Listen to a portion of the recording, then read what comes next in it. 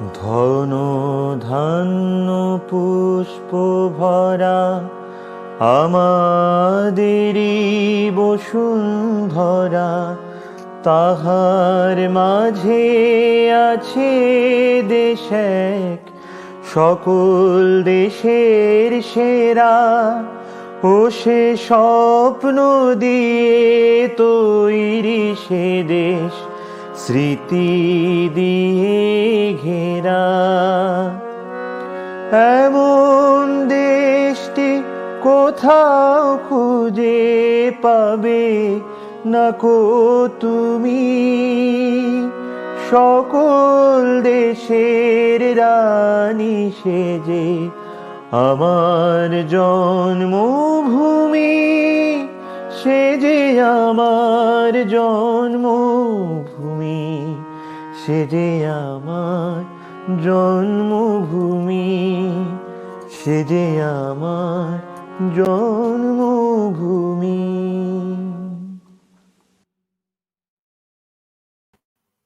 Hello everyone and welcome back. It's a new year and we're back with the Unfinished Memoirs.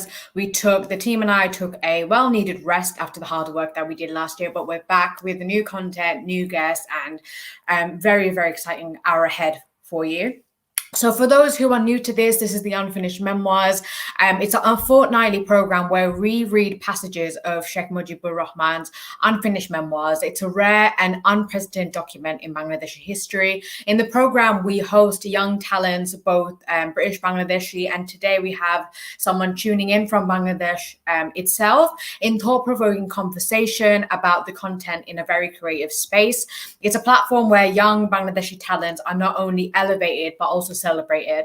So as always, I want to say a big thank you to Mukti online channel BD, who showcase us every 2 weeks with incredible support and quality. Our platform, it is produced by Bongobondhuo Sangskritik Jote London branch, and our coordinator Nazrul Islam Okib has been incredibly helpful in the build up to the first show back in 2021. And I want to say a big thank you to our technical guidance and supporter Jamal Islam.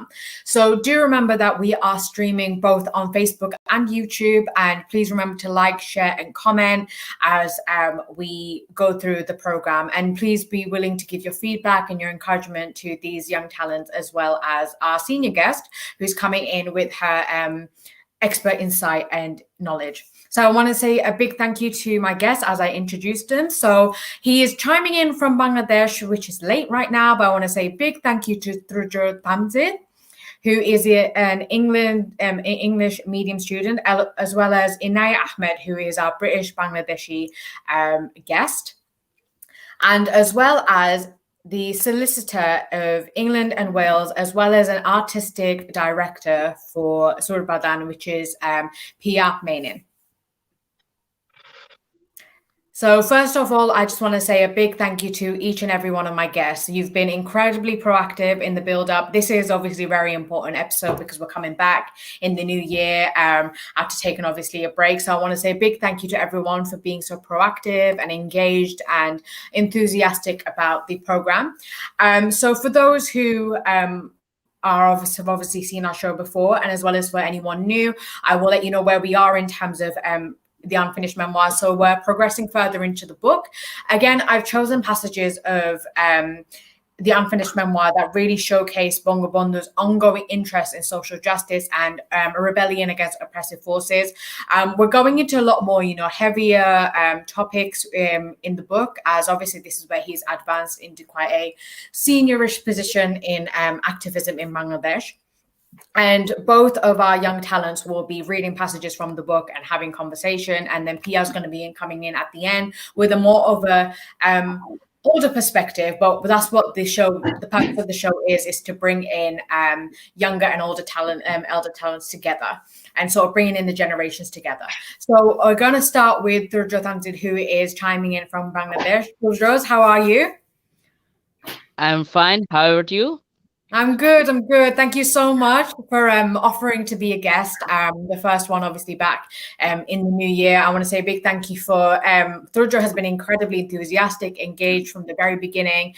He's been asking incredible questions about the passages and the topics, and really showing responsibility and ownership in the program preparation. So, Durjo, without further ado, I will let you go ahead and read your passage. Thank you very much. I am going to reading for from the passage. Can I start? Of course. Okay, thank you. We decided to request Mr. Samsul Haq to contest the election against the Muslim League candidate. He agreed to our request, but where was the money going to come from? He did not have any money, neither didn't we. But nothing was going to detect us. He headed for Tangal and we did whatever he could to raise funds for him. However, they succeeded only in collecting a few hundred rupees. The students and the workers managed to raise their amount by selling their pens and watches. Meanwhile, the students' leaders who had led the movement had been expelled from the university. This needed to be opposed. The authority announced that the university would reopen on 17th April. Students' League workers and other students and workers who were involved in the movement met at 150 Mughaltuli and decided that they would observe 17th April as protest day. They would keep protesting till the authorities withdraw the punitive measures taken. A few of our workers headed for Tangal. Most of them were veteran Muslim League workers. The Muslim League ministers and MLAs too had started to assemble in Tangal, armed with their funds and resources such as motor cars. The Muslim League candidate was the famous Jamidar of Tangal, Khurram Khan Panni. Most voters were in teenagers and thus obligated to him. In addition, he could make use of the government's funds and resources. Mr. Hawke, our candidate, on the other hand, was a poor but selfless man and a worker who was ready to give his all for the people. Moreover, he was idealistic and efficient. At that time, no political organizations was backing us. Our workers could campaign on wheat and often go without food. Students in Dhaka were still involved in the strike. It was decided that all of us would head for Tangal. I would reach there on 19th April. On 16th April, we found out that the Students' League convener, Naimuddin Ahmed, the vice president of the Solimullah Hall Student League, Abdul Rahman Chaudhry, now an advocate, Dewan Mahbub Ali, also an advocate now, and many others had secretly signed a bond with the university. Many who weren't Students' League members but self proclaimed progressive students had also signed the bond. In it, out of 27 students, almost half had put their signature to it. This was because they had been informed that if they had failed to sign in by the 17th, they would be expelled from the university. When the news spread that the convener of the Students' League as well as the Samsud Salimullah Hall vice president had signatured the bond, students got disheartened. I gathered as many of them as I could and tried to catch hold of Naimuddin. But it was difficult to track him down and he managed to elude us. Finally, we managed to get hold of him. One evening in the house where he used to lodge then, he confessed that he had signed the bond and said, "What else could I do? I had no other option. I have all sorts of problems." I lost my temper with him. When I got back, I summoned those students' league workers still with us to meet a meeting at that night. Many of them turned up. We decided at the meeting to expel students who had signed the bonds. We decided that would print templates at night and then distribute them in the universities. Gaji Ghulam Mahabub was made our joint convener. He had been working for us selflessly all alone. In those days, law classes were held in the morning. The students of the law department went on strike and picketing back began at 10 a.m. Students workers decided to lie down in front of the university gate. Only one girl student took an active part in the strike. Her name is Nahida Begum. She is a Professor Munir Chaudhry's sister. She sat down in front of the gate with the male students. Only 10 to 15 students are supporters of the All East Pakistan Student League. They templated all over the protest students. One of them began abusing Nadira in filthy language. The general students got upset and at their actions. I saw what was going on and requested everyone to stay away from trouble. I told them we have no objections if you want to attend classes or go in. But please don't trample over the protesting students and please don't use obscene language. They ignored us and kept going in and coming out of the gate, walking over the striking students. I could not do anything about the situation, but now many students had gathered on the spot. They now attacked these disorderly students who failed upstairs and took refuge wherever they could. I stood in front of the gate and tried to prevent the enraged student from taking any further action. In any case, the strike was observed successfully. A meeting was held and the strike ended. Dr. Usman Goni was the provost of Salimullah Hall then. At the meeting of the executive committee, he requested that the expulsion order against us should be withdrawn. Principal Ibrahim Khan supported him. However, the other members of the committee did not agree to his proposal. The strike was held on the 18th as well. It was decided that there would be another strike the next day. It seems to me that students on the whole were losing interest in the protest movement. On the afternoon of the 18th, I concluded that there was no point in going ahead with a strike. We therefore went out in a procession that evening to the Vice Chancellor's house.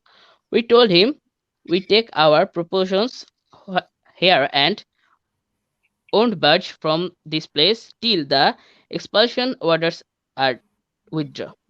We were going to have 100 students sit down in front of the Vice Chancellor's residence through the day and night. We then took over the rooms in the ground floor of the Vice Chancellor's residence. We began to occupy these rooms turn by turn. This is how 18th ended. However, I was the only one who stayed there all the time. This is because I came to know that the Vice Chancellor was planning to call the police at any moment. At 3 p.m. on the 19th, a big contingent of police force arrived, led by a district magistrate and an SP. I immediately asked the others to organize a meeting where they could elect a committee to carry on the movement. I felt that I should be ready to go to jail like the rest. The district magistrate gave us 5 minutes to leave the spot. I told 8 of the students that they should stay put, but asked the others to leave. The students, the 8 students, and I did not budge from the positions. The students' representatives felt that the movement had snagged and believed that my being arrested and sent to jail would give the movement a boost. I accepted their line of reasoning.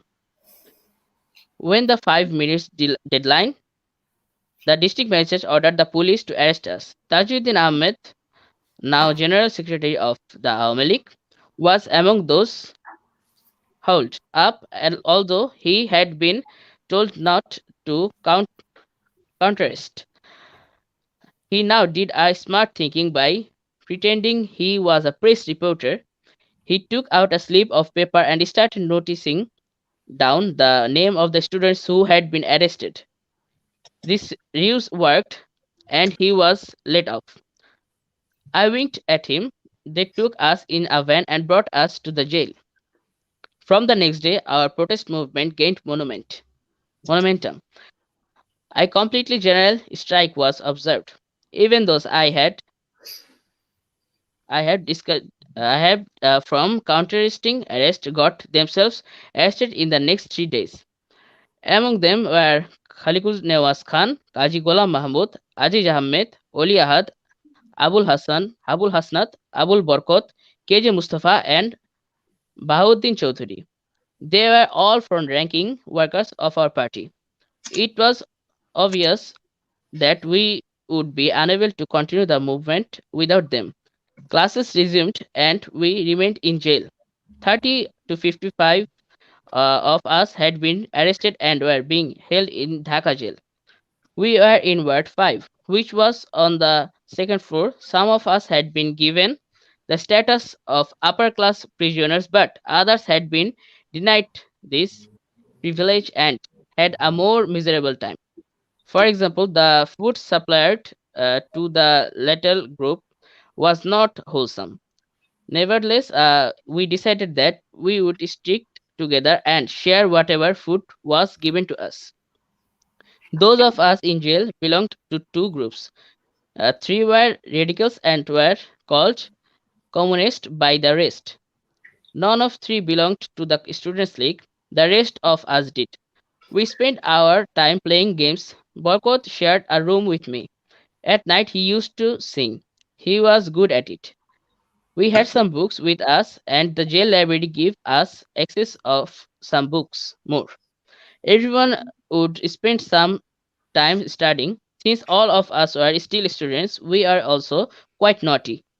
Aziz Ahmed and I were the oldest of the prisoners. The jail physicians were authorized to recommend special diets for the prisoners and were thus, beside with requested by us, Barkot exceeded all of us in naughtiness.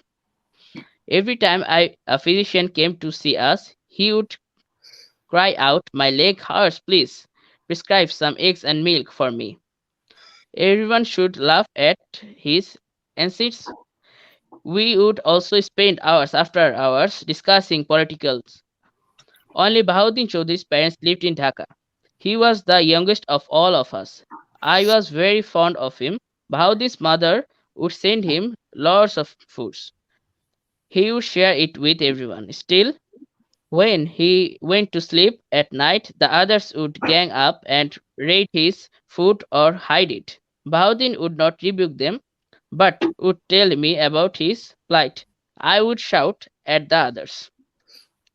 But no one would confess to having been party to the raid. The ones who stayed up at the night playing cards were supporting them. Barkot was never able to hide anything from me and would tell me the truth. Khalikun Newas had a tough time too. He was very hirsute. Some of the boys would capture bedbugs and release them over his body. He would shout at them. In the evening, we would play volleyball. Mr. Amiruddin Khan was the superintendent. He was very fond of us. He would provide us with whatever we needed. He had instructed everyone working in the jail to ensure that we were comfortable. One day I hurt myself in the arm while playing. It was a great pain and I was unable to bear it anymore. They were about to send me a medical college. However, the physician who had just started working in the jail somehow managed to fix my arm and the pain began to subside gradually. In the end, I did not have to go to the hospital. In my village home, my parents had become quite upset when they heard about my condition. Renu and my daughter Hasina used to stay with them. Hasina had just learned to work then. I received a letter from Renu in the jail. My father also sent me some cash since Renu knew that I used to smoke and that I might have run out of money. She asked me to let her know if I need more. They began to release us in ones and twos from the first week of June. The university had quieted down by now. Mr. Samsul Haq had managed to defeat the Muslim League candidate Khurram Khan Panni and was now an MLA. This was the first time the Muslim League had tasted defeat in Pakistan. They had to pay this price for indulging and contrary politics. We had been very apprehensive about the outcome of the elections. When we were in jail, Mr. Hawk, on the other hand, had been unhappy with us because we had courted, arrested, insist of going to Tangal to campaign for him. However, when we found out that had really happened, he saw that we had had no other option. How had the Muslim League, a party that had been so supported by people in 1947, tasted defeat so swiftly?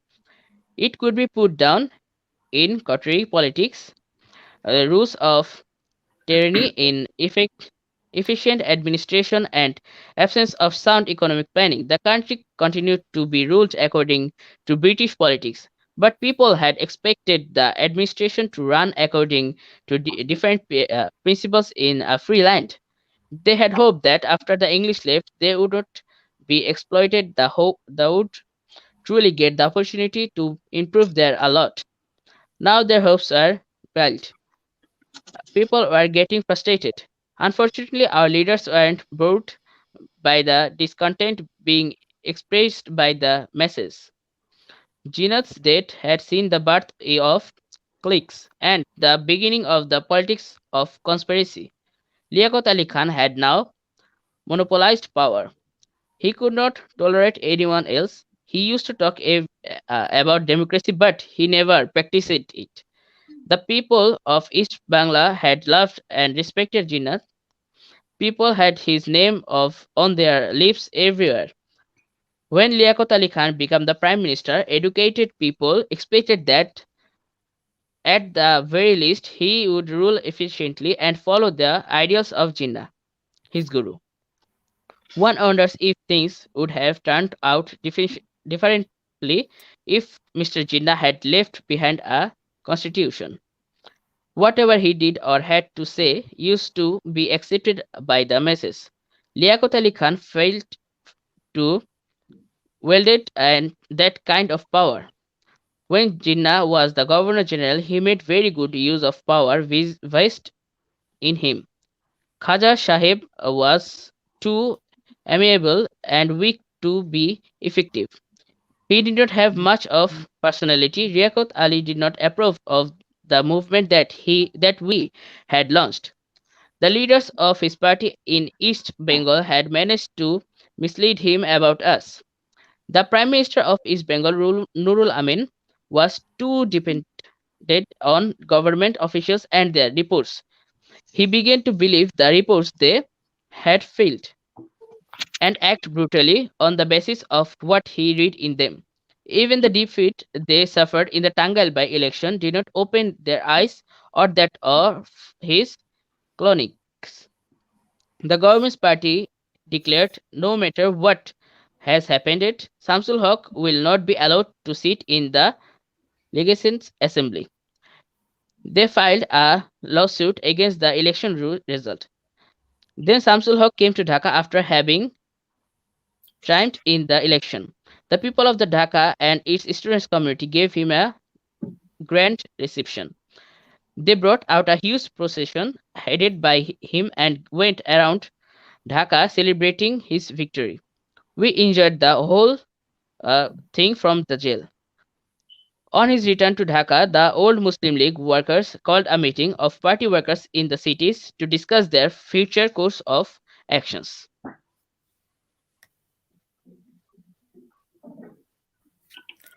Thank you, Surjo. That was an incredibly clear and articulate narration. I understand that I gave you a lot of content to read, so I'm very grateful for you for the preparation and for the enthusiasm and the engagement you showed from the very beginning. So I'm very, very grateful. And obviously, this is a very informative content.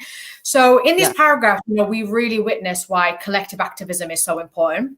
He talks about how ordinary people really came together against the establishment in the face of adversity, and why it's so important to look out for one another as they did. So do you think it's important to have a community? And if so, why is it important to create harmony on a community level as Bongobondhuo and his colleagues made their mission to do so? Yeah, I certainly think there is a need to build communities. There is a need for harmony with him also, because a community can survive only because of harmony. Otherwise, the existence of a community cannot be sustained. Yeah, absolutely. And he talks about, tension in the strike and how people were fighting against one another, people who were what's the word? I guess you could say partners in the activism. And, there have been distinct conversations about, worker unions, which he mentioned, strikes, and, division between different groups, as you've obviously narrated. And we're witnessing this in the present day, I believe. We witnessed this with America, with the riots in the Capitol, where there's division between various groups. And as well as in other countries, we're seeing this in European politics as well, where there's division between other groups as well. So why do you think that there's a tension between different groups? So, for example, it might be conservatives against progressives. In some people believe that there's division between the alt-right and the left in the political spectrum. And do you think we can overcome these divisions? And if you do, why? Of course, yeah, it is natural that there will be opposition between each party, but we need to make sure that this opposition does not turn into violent. The principle of every party should be the development of the country, the development of the people, and the development of the society also. Only if we can change our attitudes and our thinking can develop the country and whole nations. I think if we can leave off our violence, we can develop our country, and this could be the main thinking of every party. Yeah, absolutely. I think that's something that a lot of leaders need to take into account when they're obviously making policies. Yeah. Because I think it's quite easy for them to want to favor one group that supports them wholeheartedly rather than a group that might challenge them. So I think it's quite important to just you don't have to cater to needs of a group, especially if it's a very violent group, but you need to keep it in mind, Otherwise, obviously, as you can see, it does lead to violence. So I'm very grateful for that. Thank you, Thurja, so much. I would build on your points, but we're obviously pushed for time. We only have an hour slot. So I want to say a big thank you for your thought-provoking content and your incredible narration as well. And I wholeheartedly agree with what you said about how there's obviously always going to be division. I don't think it will be like a case of as violent as it is, but I think we need to be conscious of not encouraging it for drama's sake, or to make it a lot more interesting. I think it's quite important to remember that division can cause quite real violence and problems for society. So thank you very much. I'm going to move on. Yeah, thank you very much. And thank you for tuning in from Bangladesh. I know it's very late for you, so I'm very grateful. I'm going to be moving on to Inaya now, who's been waiting very patiently for her turn. Hi, Inaya. How are you? Hi, I'm good. How are you? I'm good. Thank you so much for, as I said, you're being really proactive. Inaya really showed a lot of ownership in the preparation up to doing her part. So I'm really, really grateful. So yeah, Inaya, whenever you're ready, go ahead and read your passage. Most of us had been released from jail. Only Bowden, Chowdhury and I were left in prison. Bowden, though quite young, wasn't being allowed to leave because he was suspected of being a communist. At this time, they were imprisoning quite a few people under the Public Security Act on this ground. This is what we otherwise know as imprisonment without a trial. Among the people thus imprisoned, many had been in jail during British Rule too. Now I found out how painful imprisonment could be. When they locked us in the evening, I used to feel horrible. As soon as the sun set, every prisoner was confined to his room. The door was locked and the counting of the inmates began. I used to like listening to the stories that other prisoners had to tell about their lives and the good times and the bad times they had been through. In those days, it was illegal for prisoners to smoke or chew tobacco. However, political prisoners were exempted from this law. They could buy cigarettes and tobacco with their own money. Ordinary prisoners would go crazy for a smoke, but the prison authorities would try anyone who was found smoking illegally. Prisoners would be delighted if the guards were generous enough to allow them to smoke a cigarette. I used to give the non-political prisoners a biddy or two to smoke, which they enjoyed furtively. People were gearing up for a grand meeting of workers. From our jail cells, we came to know of the elaborate preparations going on. An office had been set up at 150 Mughal. Shaukat Mia was looking after all the logistical details. Who else in Dhaka was competent enough to take care of the food and accommodation matters? Yar Muhammad Khan, a veteran league worker of Dhaka, was assisting him. Mr. Khan was resourceful in that he had the finances and the manpower to help. Advocate Atur Rahman Khan, Ali Amjad Khan, and Anwar Khatun MLA were also helping them. We were anxiously awaiting for the outcome of the preparatory work being done in the run-up to the meeting. They had contacted me for my views on the matter. I told them there's no point in pursuing the Muslim League anymore. This party has now become the establishment. We shouldn't become part of the Muslim League even if they invite us to join them. This is because they now operate through coteries. They can no longer be called a party of the people. They have no policy at all. They also wanted to find out from me whether I would like to continue to work in the student front or join the political organization they were thinking of creating. This is because if we didn't form an organization that could take on the role of the opposition, this country would turn into a dictatorship. Sometime back, Mr. Kamruddin had created an organization called Ghana Azadi League, but his activities never went beyond the paperwork he did. In the end, the meeting that the others were organizing was scheduled to be held in Mr. Humayun's Rose Garden house, since no halls or space was available. Prominent political leaders as well as workers attended this meeting. Shari Bangla, aka Fazlul Haq, Maulana Abdul Hamid Khan Bassani, and Allama Maulana Rajib Hassan were among those present. MLAs who attended included Khairat Hussain, Mrs. Anwar Khatun, Ali Ahmed Khan, and Habibur Rahman Chowdhury, alias Donomia. Veteran leaders from different districts also joined the meeting. Everyone agreed on creating a new political organization.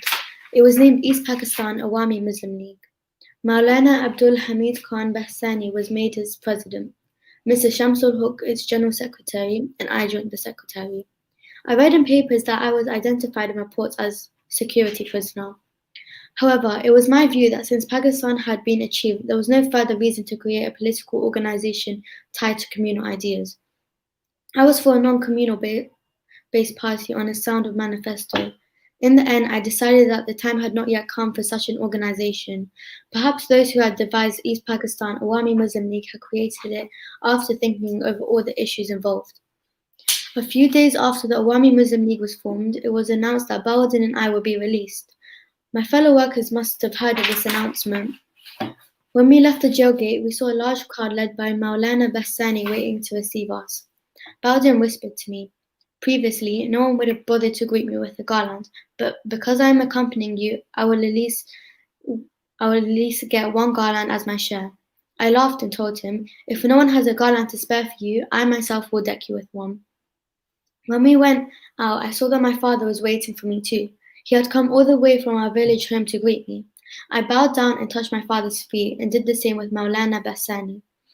At this time, shouts of "Long live Awami Muslim League, long live Students' League, and for the first time, long live Awami League" could be heard.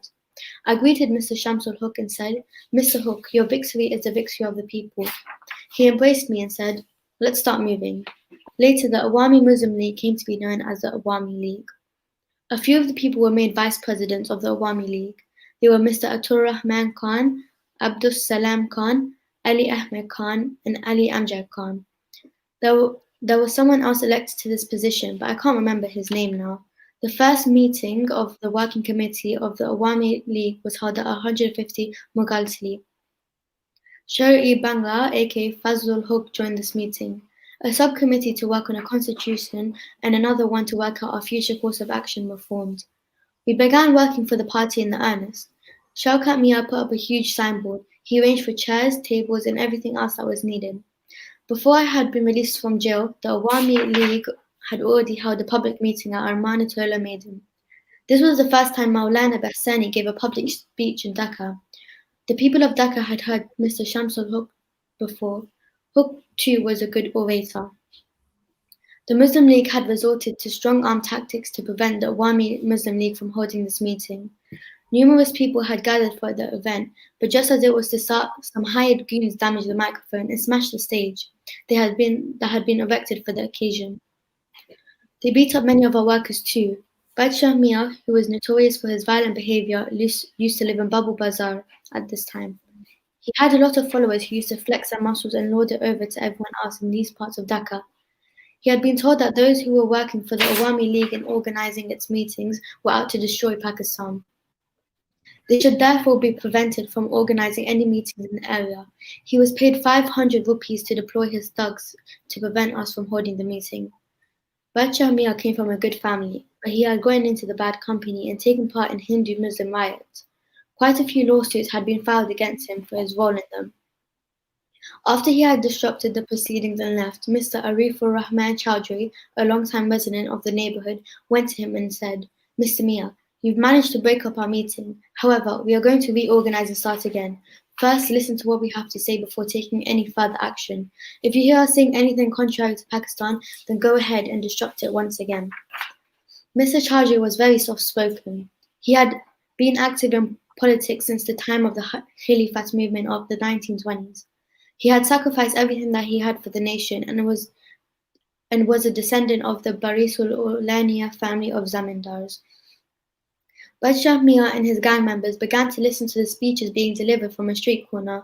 After the first few speakers had delivered their speeches, Badshah Mia went to the dais and declared, "I have something to say.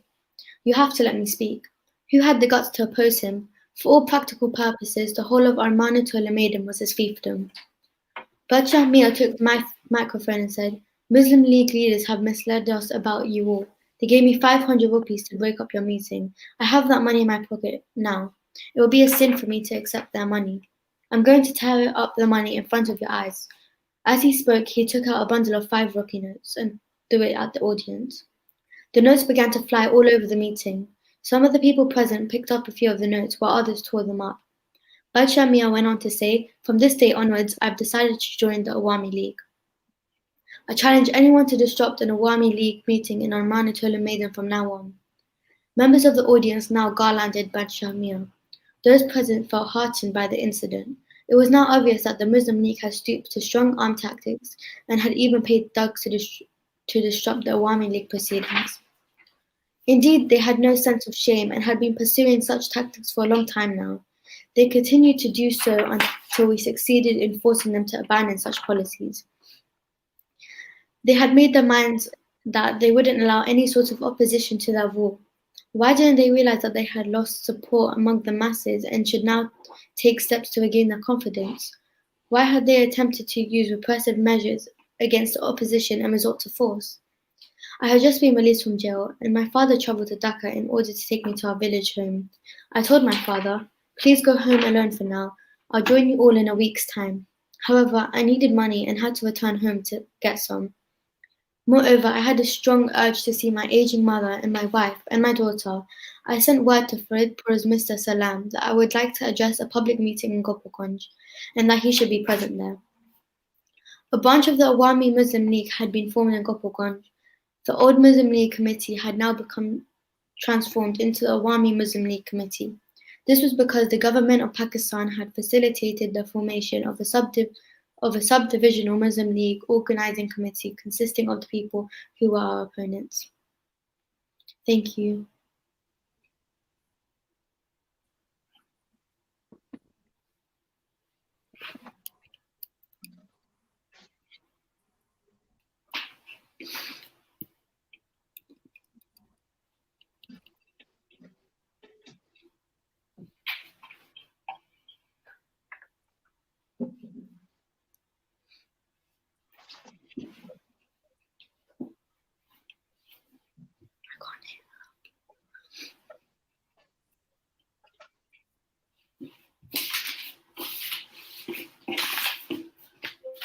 When Quinn did this, he never sees one.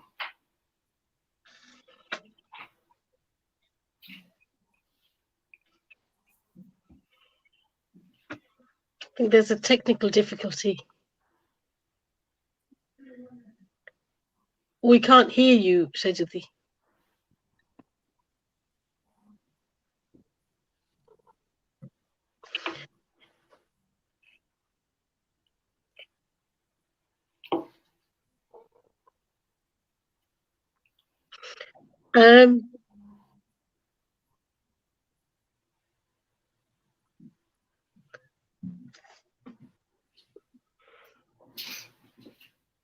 Shajati, is your mic off? We can't hear you.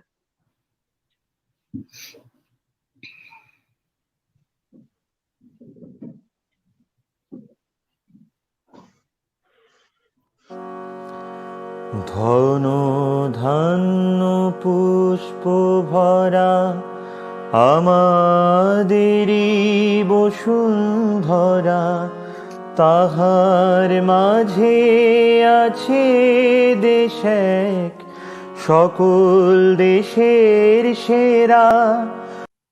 You're muted.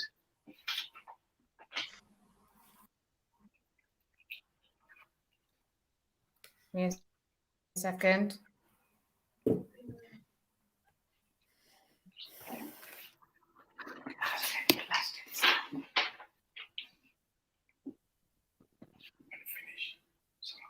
This one. Good afternoon. After finished dance. Before you go.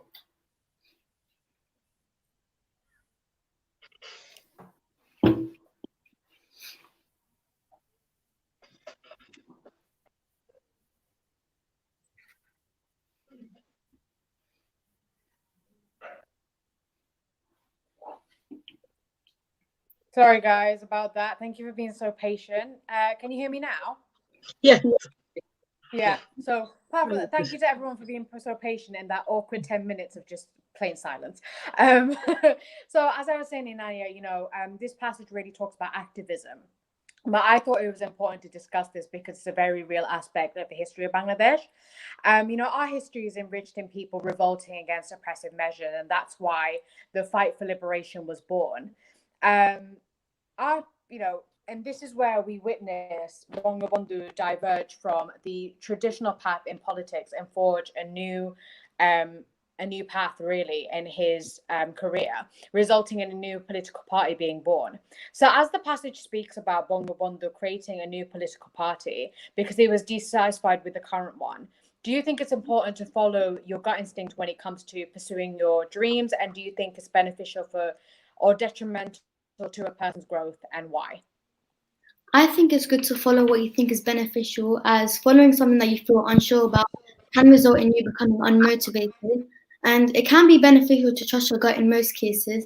However, if these dreams are up to unrealistic standards, such as becoming president, all your time working up to that goal will most likely not end the way you wish for it to. Absolutely. And I think it's more of a case of, there's nothing wrong with wanting to be president or prime minister, but I think it's a case of patience. There's a lot of steps that it takes to that. So I agree with you. And, how do you think that all generations can come together, encouraging, young people to be engaged in creating their own path in the future rather than following, traditional career paths? Or do you think that's possible for that to even happen? I think it's possible because if we support what young generations want to become in life, rather forcing them to become something that they don't want to, they'll be more engaged in pursuing their dream and will slowly shift the way their path will lead up to. Yeah, absolutely. So yeah, I just want to say a big thank you to you for narrating, and thank you to Thurjo as well. That kind of concludes our reading of the passage. I want to say a big thank you to both of you for that. We're going to be moving on to Pia Manian, who is a solicitor for England and Wales, and she's also an artistic director. But as I said, I want to say a big thank you to Thurjo and Inaya for their patience, their enthusiasm, and their engagement in the narration, as well as the thought-provoking opinions that they've brought. So thank you to both of you, and we're going to be moving on to Pia's segment. Hi, Pia, how are you doing? I'm well. Thank you very much. I mean, I missed the queue before, but first of all, I just want to say thank you so much for inviting me, and thank you to Mukti TV as well. I am in awe of you, Sheikh. I'm in awe of this program. I have been listening, stunned at these young people who have who taught me, and who, I just was listening to their reading, which was so interesting. It was so vivid, and you could see everything that was happening, and I didn't know a lot of these things. So thank you very much for that experience, first of all. Yeah, thank you. I think for me, what it is, it's more. So I guess we'll get a little bit personal for a second. There's no point driving straight into the question. So when we initially started this show, it was a very small show, and I want to say a big thank you to Mukti Online Channel for giving us a platform to make this show. But when it first happened, I think for me initially, I was quite nervous. Were we going to be able to get guests? Were we going to be able to get adult guests? And at the first, it was quite difficult to get guests. And then suddenly it started to really pick up where Nazrul Mr. Mukti, who's our coordinator, was getting people contacting him. And for me, it's how enthusiastic the younger talents are. We get students actively wanting to do it rather than their parents being like, hey, can you do it? And just hearing all the questions and being able to speak to them it's the preparation to the show that means so much to me, because getting all the questions from them and having that sort of rapport is really, really encouraging. Especially because when I was younger, I didn't really have this, or I definitely was not as engaged as people who are half my age are. And my parents, had to sit me down and kind of forcefully get me to read Bangla and to learn about our culture. And then it was really when I started to do my own research, I was really into it, and I realized I was very, very proud of it. And that gave me the skills to make this kind of program. But I want to extend a big thank you to you as well as many of the other parents. I want to say a big thank you to everyone who's been commenting. I want to, the adults that encourage their children to do shows like this and to put themselves out there. It's really, really important, because creating that sort of atmosphere where you let your children or your nieces or your nephews be creative and have their own lot of stance on their own heritage, it really, really means a lot. So thank you very much. And that actually leads us to the questions I was going to ask you. That's a great segue. So thank you for that. So do you believe in creating, platforms for the younger generation will help in seeing how we can support the younger generation? Maybe there's people who are watching this, maybe there's younger kids watching this and they want to do it, but they don't have the confidence to. Well, my answer is going to be absolutely yes. And I just want to tell you my experience, because I'm a second generation. So my parents settled here. And then, so similar to you, I mean, the first generation here, they did a better job, I think, because they taught us the importance of our roots. They made me do my GCSE Bengali, and in fact we went to Bangladesh and I studied Bengali there as well. And so that, I suppose that's the main reason why I understood my roots. But the thing that what I wanted to say to you, for me, it's actually gets more difficult. Because my entire upbringing was in the UK. So for me to pass this on to my kids, I really have to make an effort. It doesn't come as easily as it came to my parents. So this is something that's important. And this is why platforms are very, very important. I'll tell you something else. My daughters did some citizenship classes in school. I don't know if you did that. We didn't do that when we were at school. And just listening to them discussing things, politics and things that I did not understand at their age is something. So similarly, at this platform, and just now listening to these young people, it did something to me even. And I'm going to try and make my kids participate. I don't know if I can, but of course it's a wonderful thing. It gives you that when you say platform, and this is a platform, there are other platforms even now in social media, when when you express your opinion, whatever, coming together in this way gives you that opportunity to discuss issues, to think about things, to think about your roots maybe, or any other issue. And then, and things can continue from then. You can start to campaign or mobilize and of course, the root of it, the most important thing is that it gives you a sense of identity. So when I go back to my children, they might be more removed from their roots in Bangladesh than I was, because right from birth, they've heard me, a lazy person like me, speak English all the time. So this is our mistakes. However, these are things that come to you as immigrants, and as generations move on in a foreign land. You can say it's no longer foreign to them, or partially to me. So absolutely important. Absolutely, this is a wonderful initiative, and I applaud it. And as we also, the book that you read from, I haven't read that book, but I've read some excerpts. after you told me about this program, so I had to be up to date as the children. So I just did some, and I found out things that I didn't bother before. So this made me bothered that Sheikh Mujibur Rahman, he himself was very young when he started in 1938. He was just a schoolboy from Gopalganj, and that's when he met Hussein Shahid Suharwardi, and so it shows that he became one of the most phenomenal leaders in the whole world. The president of Cuba said that I've met, I've seen the Himalayas, but I haven't seen Sheikh Mujib. This is how grand he became to be known, and he started at a very young age. So, of course, it's very, very important that young people get a platform in whichever way we parents possibly can. That's probably going to lead me to your second question. Yeah. It will. But, so let me just build on what you said. So, yeah, sure. Can I just give you one quote that I read from him in this book? It's from the Unfinished Memoirs, and he says that as a man, because he's someone who provided direction, instructions, guidance to people all over the country. So in his book, he said, as a man, what concerns mankind concerns me. As a Bengali, I am deeply involved in all that concerns Bengalis. This abiding involvement is born of and nourished by love. And so, no, sorry, this is not what he says. He finishes there.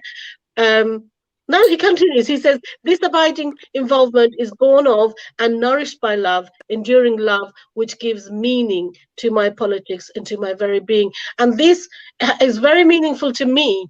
And this is why because unless you get that platform, unless you think about things, you don't develop your own opinions, your own values. And once you develop your own values and know what you want and what the future should hold, until you get to that point, you can't really, you're lacking in development. So therefore, it's absolutely crucial. I hope that was relevant, but I do get carried away. Yeah. No. Thank you. No. That was really great. Thank you. Like, listen, we've got like 10 minutes to fill, so feel free to get carried away. So yeah, because you brought up a really good point about your daughter. So for example, me and my brother have an 11-year age gap, and I noticed the differences between me and him. So for me, I wasn't that engaged at all. Like, my parents just sit me down. But for my brother, I think because now the age that we're in, like you said about your daughters with the citizenship lessons, in the age that we're in, I feel like it's celebrated to be different. To be different is a really, really great thing. And my brother, for example, speaks more Bangla than I ever did. And the way he does it, he doesn't talk about it in like fluently, but he'll bring in, he like jokingly, like, especially if he's like my parents or anything like that, he'll slip in some Bangla. And like, he's got some brown people who are like, he's really important. I didn't have that. Me, my sister were the only brown people in our entire school. So that was I think that really shaped the way I saw my heritage. And I went and then I moved to East London for university, and that completely changed the game. I think living in East London and being around that was I hope I'm on. Okay, I'm good. I can't qualify, but so that really changed things for me. And my parents were a big reason why I got more involved. If my dad has had a great hand in my writing and my journalism, and the reason why I've obviously leads to the last set of questions that I was going to ask. Yes. So what advice would parents like yourselves, as you were saying, your experience with your daughters, so what advice would you give to parents who want to be more involved in their child development? And do you think our heritage can have an impact on our children. I don't live here permanently anymore, but I grew up in a very white community, and then I went to a school of 3,000 students, and me and my sister were the only, non-white students there were. So has this been good or bad for us in terms of celebrating and elevating our heritage? Do you know, being in a white area or a cosmopolitan area or whatever, I don't think it really deters. What can deter is because similarly, my children are in a school where I don't think they have any Bengali friends at all. One or two. I always ask, do you have any Bengali friends? Is there anybody Bengali? Oh yeah, there is a Bengali girl, but I don't really speak to her. This is what they would tell me. But the thing is, but the point is, I think children like that are more interested. I don't know about you. They're more interested in their heritage. And so my son will come up with, did you know the Sheikh Mujib done this? And did you know Bangladesh is? And I said, where did you get that? I don't know about this. So they are actually more interested. So, I mean, I don't know if that's the exception or the rule, whatever, but it could be because his father and I, we from when they were babies, they've probably heard about Bangladesh, and so they know they are curious. So what parents can do is build that curiosity in them. Then it will depend on, I suppose, where they are in their lives, whether they're university students, whether they're nursery or whatever. But in every point, in every stage of their life, there are, obviously, here the pressures are to, pass your exams, to do your SATs, to do your GCSEs, and all of that. But always, have some interesting conversations about Bangladesh, which, they hear like from their father. They hear stories like what he did and, and incidents and things like that. And that sort of evokes a sort of curiosity in them. Secondly,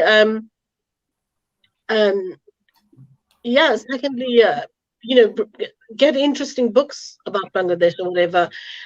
Take them on holidays to Bangladesh. I mean, I'm sure this is what we do, and people of our community do things like that. But I think the main point is, I mean, I had read somewhere, and my experience as well is a lot of people, sadly, who even they are brought up in a very Bengali environment, even still they tend to find some negative things about Bangladesh, and I think it's because of their surrounding and what they hear about Bangladesh, and maybe there's some political grudges or whatever, and so people who've immigrated or emigrated from Bangladesh and who have these negative feelings, they're constantly talking about these negative things, and that also, how that manifests is their children having a view that Bangladesh must be crap or something, and that is so wrong, because what you've done is you've taken away their identity.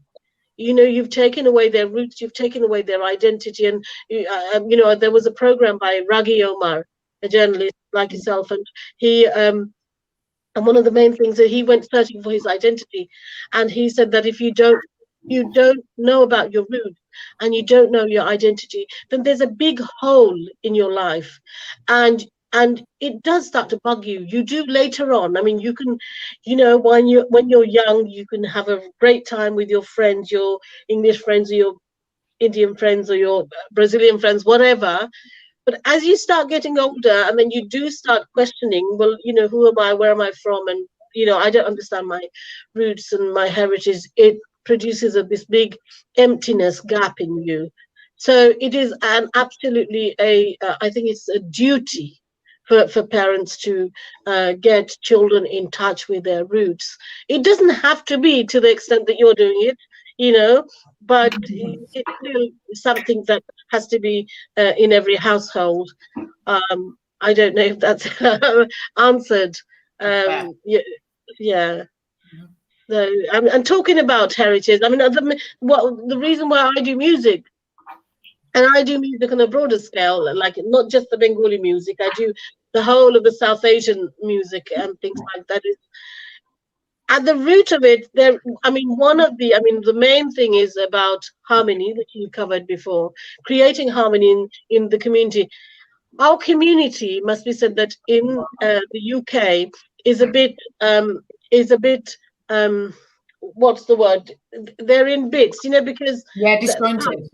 Yeah, absolutely. Because one, the immigration that happened here happened in layers in different times, and the people's experiences were different from when they immigrated. That's one, and also, whether they have a political grudge against Bangladesh, and so much, mixed up understanding about Bangladesh without.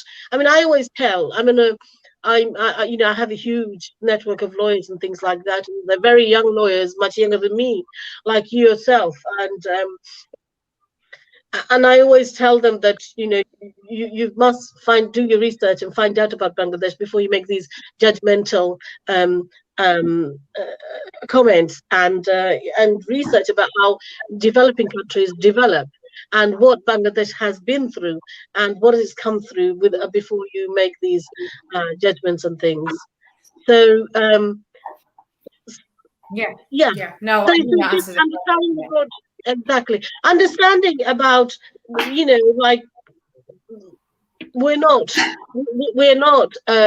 we're British, but we're not wholly English. We have a heritage, and you need to look into that and be whatever it is. Sometimes you might not be able to pass on your exact feelings or your exact what you want them to. You can't really force young people to think what you want them to think. No. But you expose them. Exposure is the most important thing. So through my music, that's what I was saying, through the music, through the exposure, if they take an interest in that and then they look more, this is exactly what happened to me. Because as I said, my entirety from nursery to everything was here. And I didn't even listen to Asian or Bengali music until I was in my secondary school, because before that it was just nursery rhymes and children's TV and things like that. So but because of the music, for me, my personal thing was because of music, I got more and more curious and wanted to know more, and I learned more Bengali music, and I think that it's a privilege to have a dual identity, if you like, sort of, and to have this root.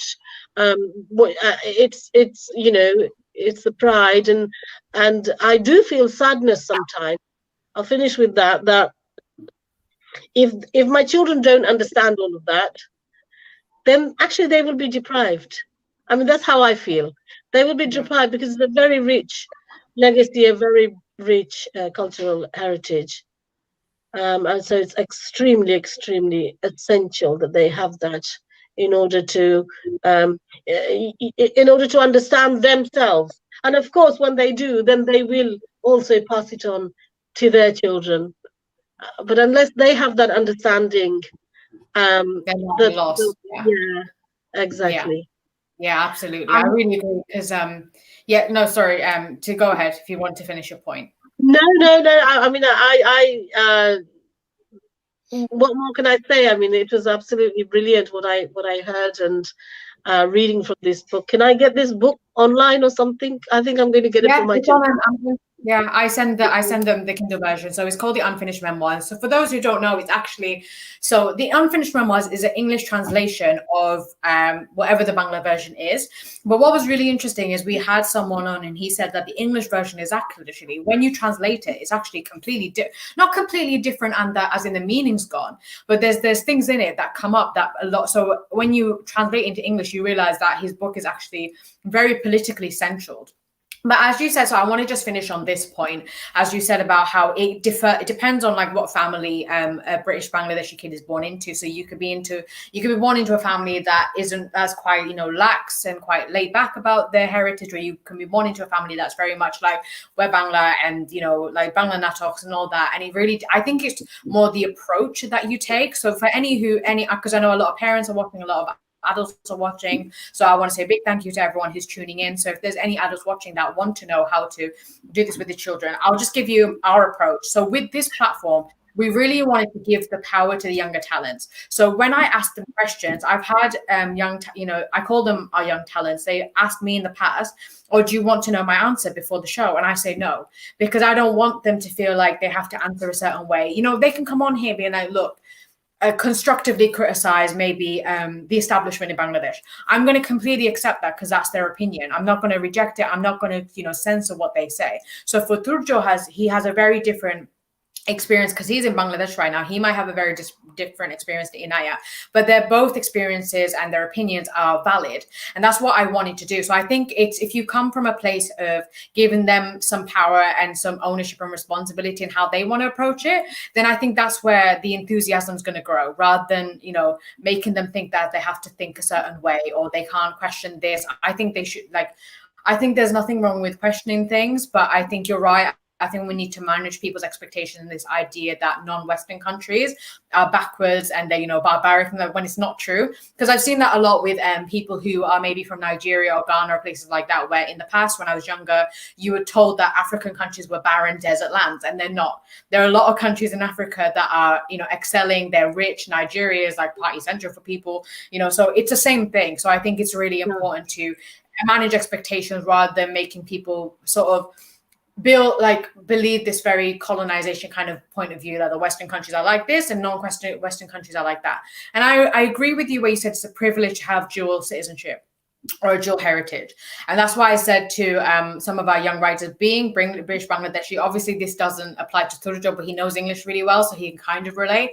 Knowing multiple cultures, knowing multiple languages, is marrying them together is a superpower, because there are a lot of people in this world who are maybe English, fully English, and they don't know any other language, they don't know any other culture. And I think that's something to be very, very proud of. So that's what we really wanted to do with this show.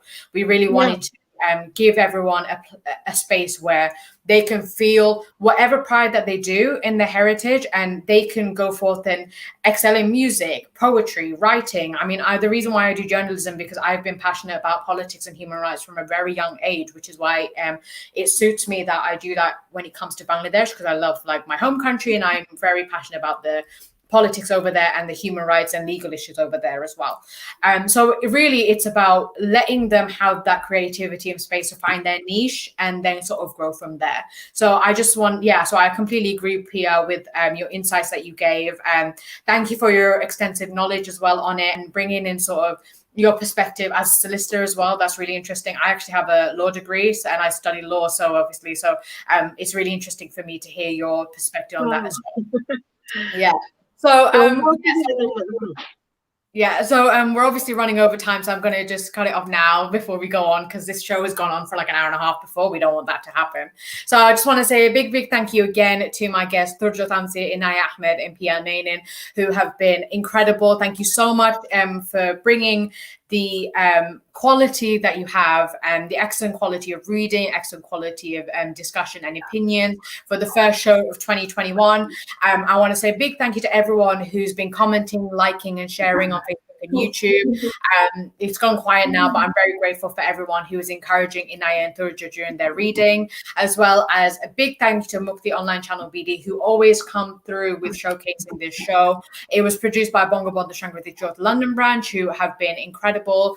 The coordinator, Nazrul Islam Okib, has been so helpful towards our guests and helpful to me as always. And our technical guidance was by Jamal Islam, who is obviously a new person in our team. Thank you very much. I just want to say a big thank you to everyone again.